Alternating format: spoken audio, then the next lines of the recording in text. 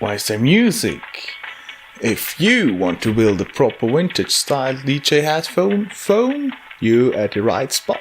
I'm gonna show it to you right now.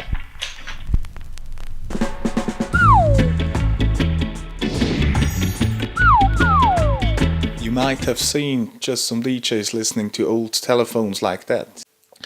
Well, they're just listening or queuing to their tunes before they play them. And you can't buy them off the rack, you have to build them by your own, or let some friends build them for you. But it's pretty easy. All you need is an old phone, which can be found at a waste collecting point, or second-hand stores, or even online. Then you need a monojack. Zero jack works as well.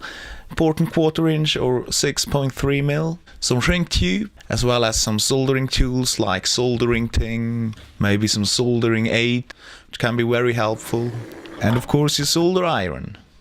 And most important, your proper axe. So first, cut off the wire off the phone. You might better use some pliers instead the axe. Then strip the main cable. You should see now 4 different colored cables. Let's see which color belongs to the speaker. Simply unscrew your phone and find the right colored cables.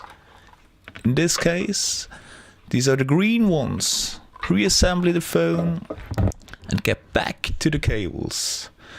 Cut the other colors off, then strip the speaker cables and pre-tin them.